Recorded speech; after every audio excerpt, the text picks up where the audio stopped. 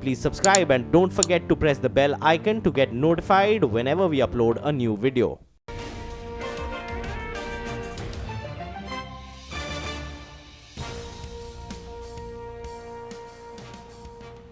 What an eventful week, and what a week generally it has been for both bulls and bears.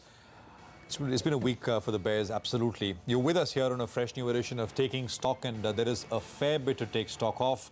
But we also will look forward, as always, here on this show in terms of what the coming week could hold for all of us. I'm Prashant Nair.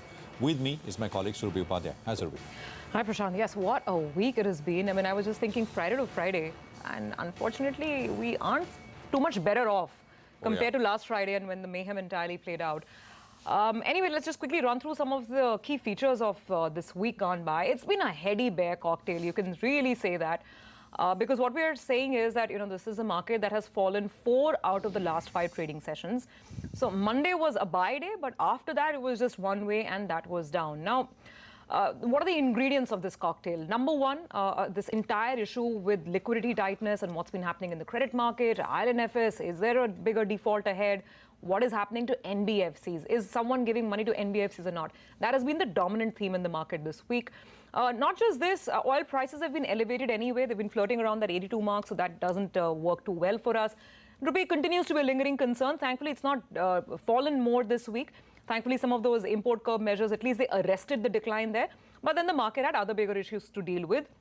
Coming back to the liquidity point, and really that's been the talking point of trade. So this entire saga playing out about NBFCs, what is interesting to note is that on Thursday and Friday, rates started easing up in the money markets, but that did not help equities. It did not help NBFC stocks.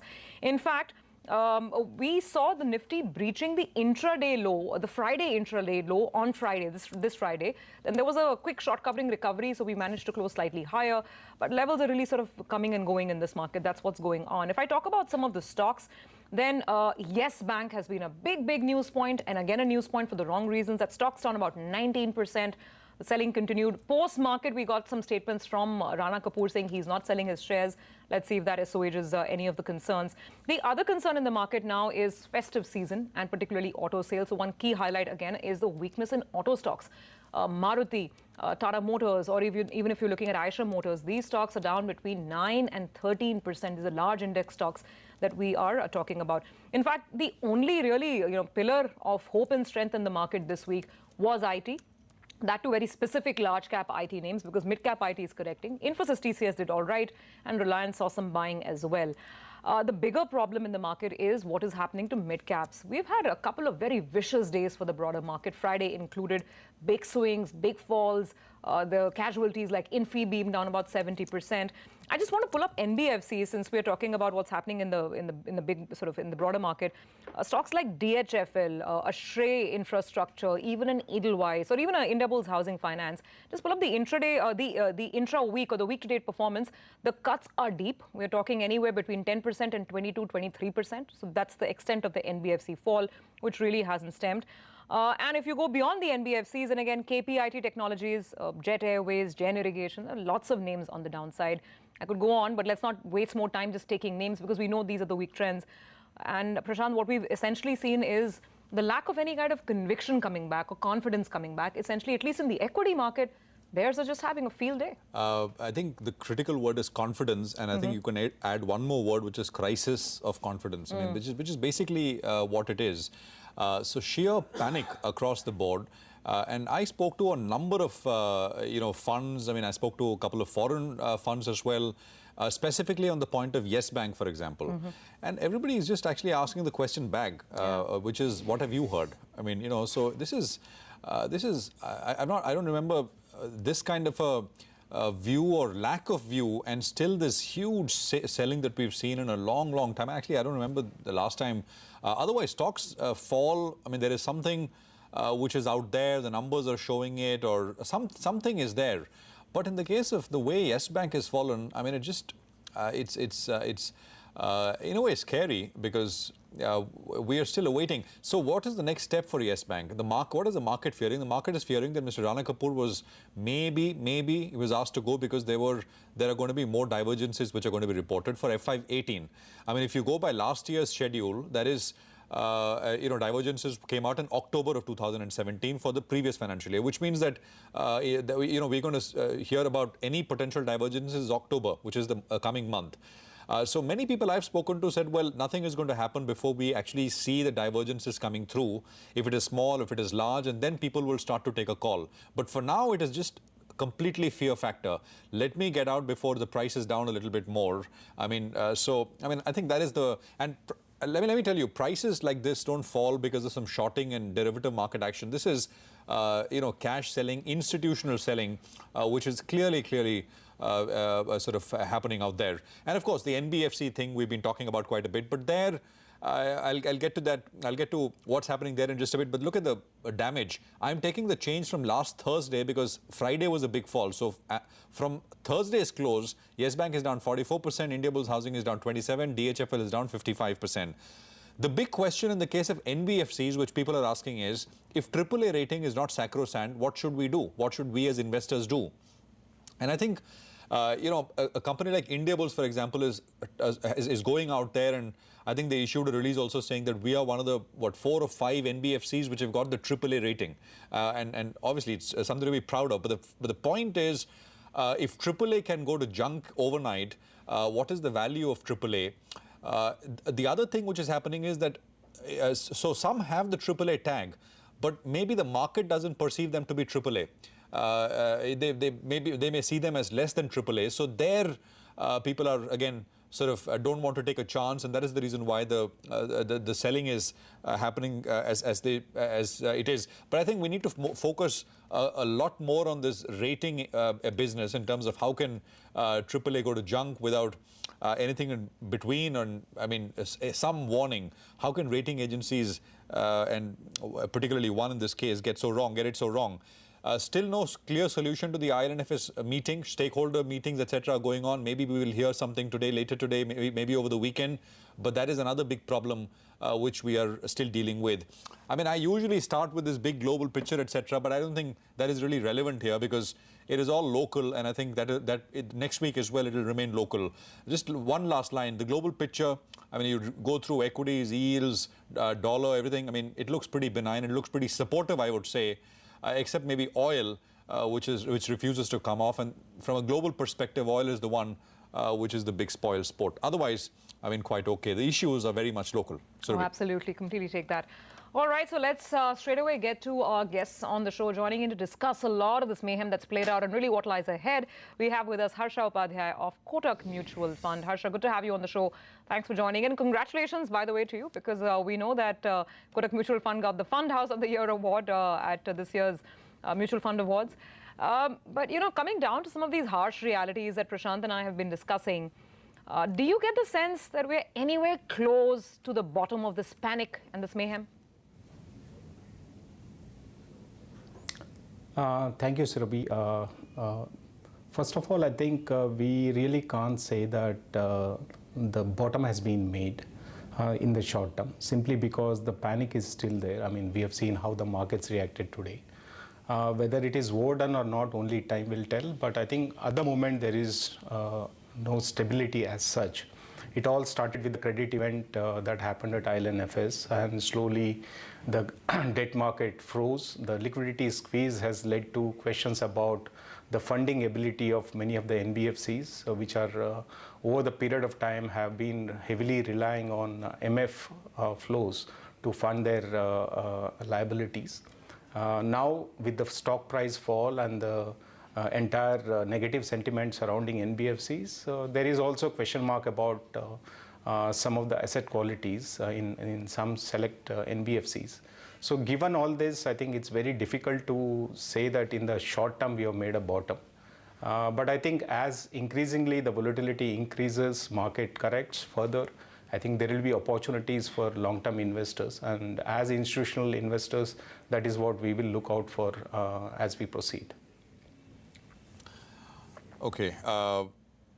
Harsha, so let me, without naming names, I know you can't talk about specific names. Is it about, taking to NBFCs, is it about cost of funds going up? Because housing finance companies don't have that big a spread. So, so there is the doubt whether they can pass it on effectively and stay competitive and all those kinds of things. Access is also an issue. But is it just about that, or are people now starting to question whether the asset side of the balance sheet is also kosher, whether there are issues there? How come these guys built up books so fast, so quickly, so large, so quickly? Prashant, that's what at least we have been saying in all our interactions earlier, that the growth has been almost uniform for almost all NBFCs. And it can't be so uniform with uniform asset quality. And there will be some issues of asset quality at various levels. Having said that, I think right now the scare is coming only because of the liabilities side. Over the last 6 or 8 quarters, most of the NBFCs were relying on short-term funds, especially commercial papers, and these were funded by mutual fund industry. And now the question is whether there will be rollover of these commercial papers going forward, and if it is rolled over, at what cost those will be rolled over. Because of these issues where there is no clarity as yet, and given the freeze that we have seen in the market, seems like all of them will not be able to get a rollover at the prices that they want to. There is going to be an increase in cost of funding, and that's going to put pressure on the margins and the business profile of some of the companies, at least in the NBFC sector. And it usually happens. I mean, any cycle, whenever you see interest rates moving up at various levels, you will see pressure coming on NBFCs. But this year, I think clearly NBFCs, despite increase in interest rates overall, were not showing any fall in valuations as such. So to that extent, while the interest rates were going up, while the risk was building up in the industry, the valuations were moving up. And that is what has led to this sharp correction, apart from the negative sentiment surrounding the credit default and the cascading impact that it could have on the NBFCs. But as far as we are concerned, we haven't seen any asset quality issues as such until now. Okay, so I was just trying to understand how you are sort of tweaking, if at all, your own stance. If old valuations are not going to come back after this reality check, then sort of will you stay away from housing finance companies? Would you only look at consumer finance? How are you now sifting through some of the NBFC holdings that you have? Surabhi, thankfully we were underweight on NBFCs. We didn't have many NBFCs in the portfolio, and the ones that we have in our portfolio are very strong franchises. We do not believe that they are going to get affected in any way, even if there is a scare in the market or funding constraints in the market. They are all well capitalized, well funded NBFCs. So to that extent, from a portfolio perspective, I think we are quite insulated from what has been happening in the NBFC segment. But I think given the fact that the petroleum prices have risen so much and there has been a hole in consumer pocket, clearly the consumption was anyways going to take a hit. And given the fact that the lending to finance some of these consumer discretionary spends would also possibly go down over the next few months, there seems to be some bit of caution that is required on the consumer discretionary and the consumption-oriented businesses. And that's where I think we have seen significant volume growth over the last few years. And also we have seen significant stock performance. And that is a segment that we are looking to cut our weightages. Apart from this, I think on NBFCs, we are fine across all our portfolios. Okay, that's a real portfolios. Okay, that's a really interesting juncture. Looking to go slightly perhaps underweight or cut some exposure on consumer. Harsha, we're going to get back to you on that point. Just stay with us because we have some news coming in right now. Let's just quickly address this. I could explain why, of course, the Indian hotel stock was up and about in such a downbeat market. The Tata Group has managed to retain the Taj Mansingh, the iconic property in New Delhi. Let's straight away go across to Anshu Sharma, who has all the details. So long slugfest, but the Mansingh remains with the Taj Group. Anshu? That's right, Surabhi, and this was the fourth time that NDMC, New Delhi Municipal Corporation, tried to auction this property to the bidders. It had to relax some of the criteria, and at the end, only two bidders came in. That was IHCL, Indian Hotel Company, and ITC. But we understand that Indian Hotel Company has won the bid at 32.5% of gross turnover. That will come to about 65 crore annually that the Tata Group company will have to pay up to retain this property. This is a 292-bedroom, 5-star property in the central Delhi. It's an iconic property as a 5-star hotel, and we'll have to see how soon this deal will be signed by NDMC with Taj Group. Back to you. All right, Anshu, thanks very much. Appreciate you taking us through that story, and we'll, of course, get you more details as and when we get them. Back to markets, and Harsha Upadhyay of Kotak is with us, and we've been in conversation with him. Harsha, so what else are you sort of doing away from this, NBFC financials kind of pack? Where are you finding opportunities, if any? Also, at an aggregate level, do you see maybe another 5-7% downside as far as indices themselves go? As I said initially, I think it's very difficult to put a number in terms of where the short-term levels would be for any of the indices or any of the capitalization baskets. But I think clearly the kind of overvaluation that was there on mid caps and small caps as compared to large caps at the beginning of the year is no more there. Yes, from a historical perspective, they are still slightly above large cap valuations or around large cap valuations. Historically, they have traded at a discount of about 15 to 20%, at least until 2014. And the entire situation changed post 2014, wherein they started trading at a premium, and that premium peaked somewhere in January 2018. As far as today's valuations are concerned, on a relative basis, there is no clear sense of which segment is likely to be more attractive than the other, simply because while mid caps and small caps have corrected to lower levels, they are still above their historical own levels. And also the large caps have not really corrected in the entire mayhem that we have seen this calendar year. So to that extent, I think one will have to be more stock specific and sector specific. As far as we are concerned, I think over the next couple of months, if correction continues, I think we will start nibbling more at mid and small caps. But there will be no aggressive buying of mid and small caps yet. Harsha, to go back to the point that you just raised, that you are getting cautious on consumer stocks and you're looking to cut weights. Valuations are high, and I get your growth concerns. So now, how are you going about it? Are you downgrading staples? Are you moving out from there? Are you staying with discretionary? How are you going about this pruning of the consumer holdings?